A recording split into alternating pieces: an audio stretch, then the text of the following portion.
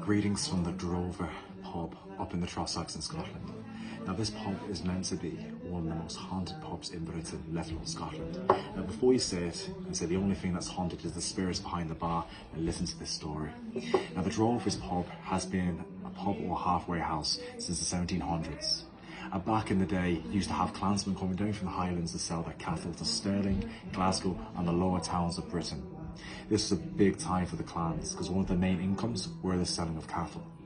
Now one day a lad called Angus was taking his clan's cattle down towards Loch Lomond region, and he was new to this. He was quite a young lad, quite broady, wanted to show and make a big name for himself.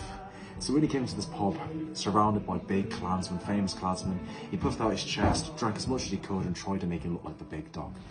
This did not end well for him. In fact, he got so pissed drunk that he didn't wake up in the morning, and a rival clan stole every cattle that he had to sell in market. This meant no more income for his chieftain, his clan and himself. When he started to sober up, he realised he was in the shit.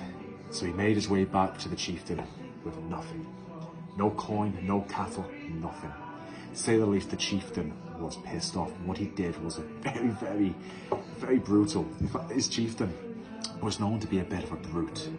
So he drove his Highland soldiers to bring back his sweetheart, and in front of him, in front of Angus, he ordered every clansman to ravage his sweetheart.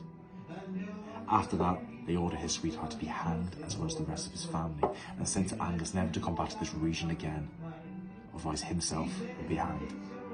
To be honest, I don't know about yourself, if I saw my lass being ravished and the whole family being killed, I want to be killed on that spot.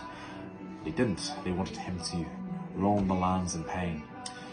But how he combated that pain was by drinking more of this stuff. The more the whiskey went down to him, the more angry he got. Not towards the clan's chief that ordered the rape of his wife, but towards the drovers down here that stole his cattle. So he's made his way back down towards the Trossachs, back to this pub, pissed drunk, shouting or raving that he was going to claim vengeance upon the men that done him wrong. Now because he was pissed and speaking like this in every region on the way down back to this pub, the clansmen that did him wrong knew he was coming. So when he entered this pub, stark raving, he banged him over his head and took him outside. And outside there was an oak tree. And there they put a rope around young Angus's neck, strung him up and disemboweled his stomach and let him believe dry what they do to the cattle. His body was left there for a day and a night until the local authorities took it down. And to this day, no one knows where young Angus is buried. This is a really sad story because bless his heart, he was just a young lad trying to beat the big dog. It didn't work well for him at all. But this pub is reputed to be the most haunted pub in Britain. And it's not only that story that haunts these walls, many others, but this is the one that kind of stuck to me more. It is said, out towards the oak tree, you can still hear the rope twisting, as if something's being dangled from the tree.